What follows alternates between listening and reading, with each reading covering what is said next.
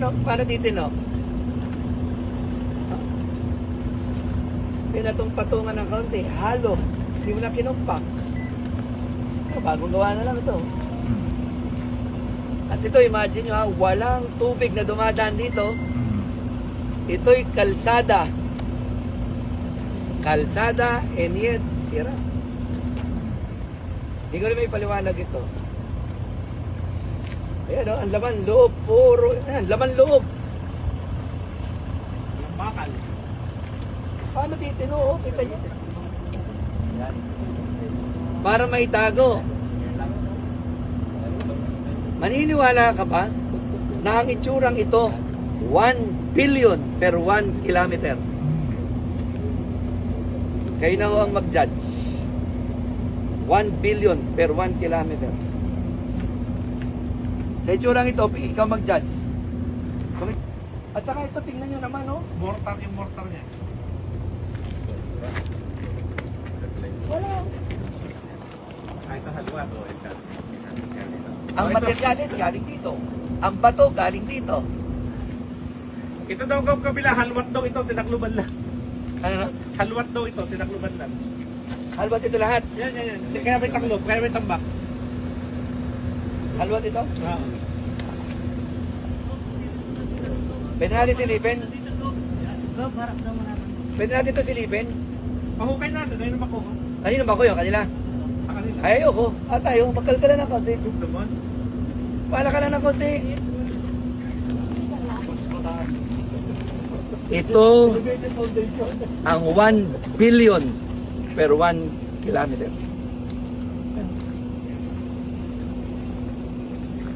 Tanong ko nga, paano ito pumasa sa inspection eh?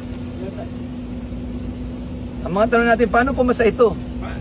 Sa inspection, sa technical inspection, paano pumasa sa COA? Ano pong ginagawa ng UAU? Ano ginagawa? Di ba may quality control? UAU, NTP.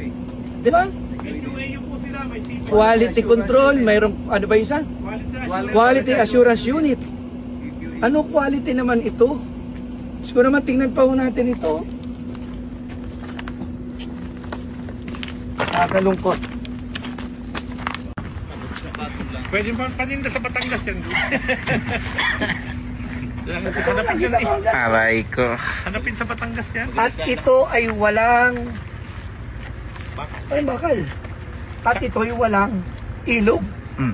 Ay, imagine mo kung dito sumasampa ang tubig. Saka kung mapapansin nyo po yung layer nung, yung thickness niya, isang layer. Isang layer lang. Considering na yan po yung rubble concrete, dapat yan at least makapaan. May certain thickness.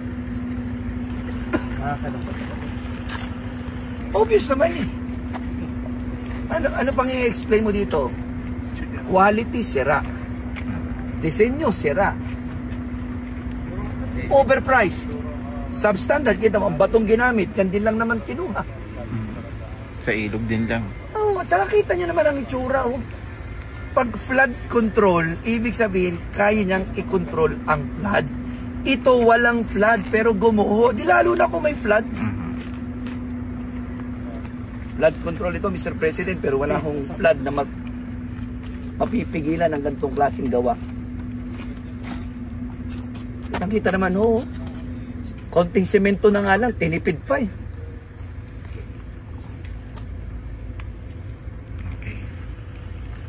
Ang budget ng Kapitolyo sa isang taon ay 2.9 billion. Nandun na lahat ng sweldo, gasto sa ospital, pagkain, lahat ng supplies, lahat ng pagawaing bayan. Ito po, 1 billion, 1 kilometro. Big sabihin, 3 kilometro nitong gantong itsura ng gawa, yun na ang taon ng budget ng Kapitolyo. Taon ng budget pero gantong klase ang ginawa. Ano naman nung klaseng puso meron ng gumawa at nagpagawa nito? Siguro naman no, kahit sinong ama masasaktan sa ganito. At siguro din ho, kahit sino hong matinong nasa gobyerno, marirealize nyo, may hangganan din naman ho ang mga maling ginagawa. Hindi ko inaalis na may magandang intensyon. Maaari ang naglagay ng pondo. Pero sana naman nung nilagyan ng pondo ito, isa na alang-alang nila na yung pondong gugugulin ay pinaghirapan ng mga mamamayan.